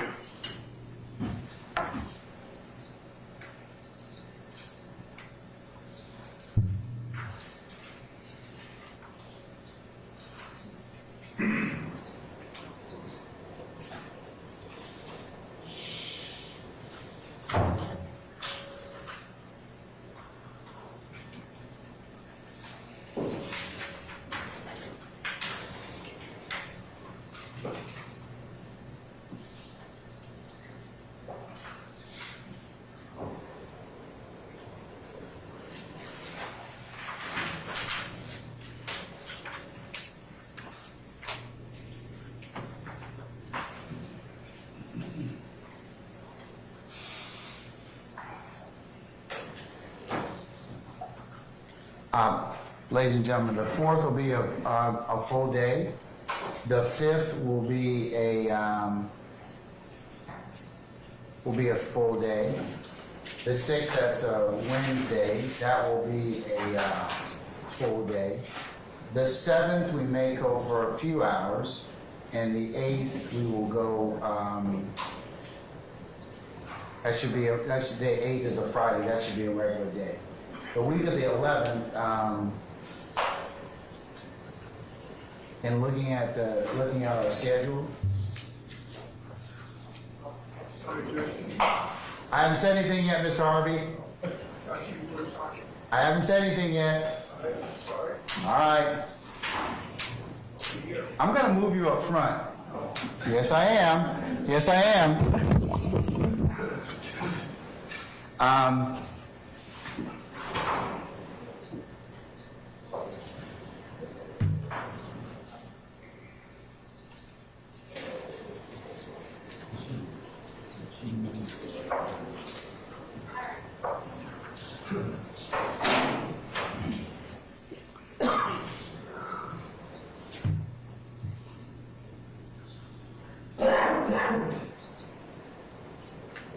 And then we may work a portion of the 15th. So I'll give you kind of those days as we kind of go along to kind of just prepare you.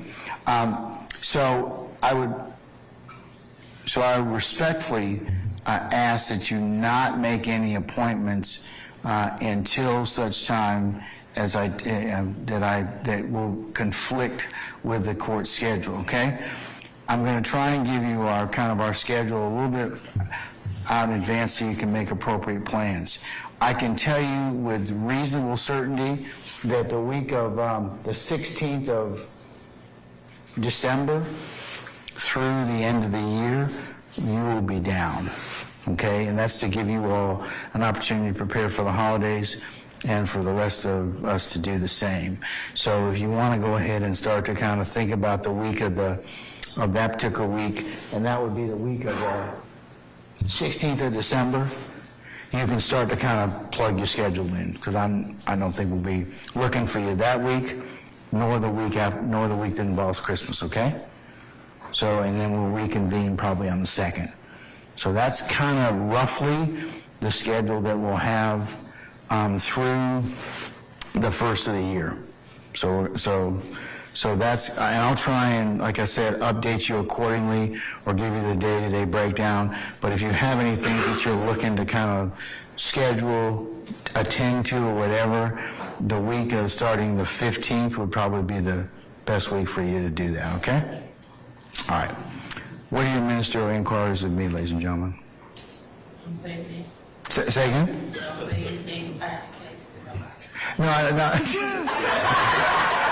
I've got you all trained, but that's not even the question I asked you, okay?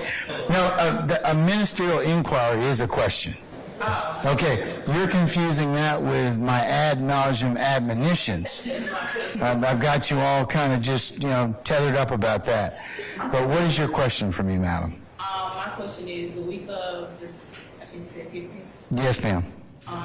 Could we return to work or everything? That's up to you. I don't think your boss is listening right now anyway, but I will leave that within you all's wise discretion. This is an administrative day, so administrative days, I mean, you're technically subject to being called back, but I'm telling you that I'm going to give you those days because you all need to prepare for the holidays, and we're asking a lot of you. So, you need to take those days as you see fit. Okay? But technically, no, you're still on jury service. We're just not.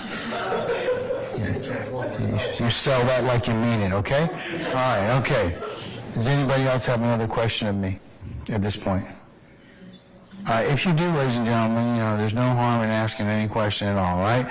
But, okay, so if you don't have any questions, just to recap, I will go ahead and, tomorrow we'll have our day. Friday will be an administrative day for you, and then we'll start back with the week of the 4th, I'll give you the day-to-day breakdown as to whether or not we'll be working a full day, half day, or an augmented schedule. But I'll keep you firmly in mind and tell you exactly where we're going each day. Okay?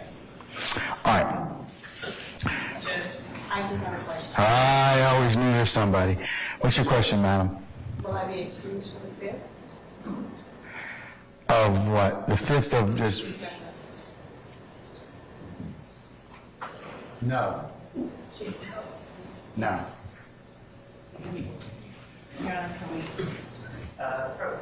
Yes.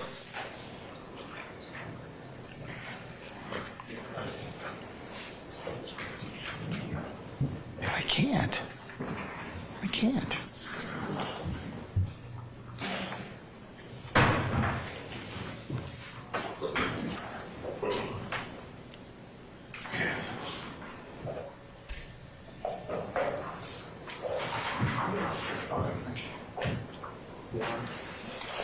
Hold on.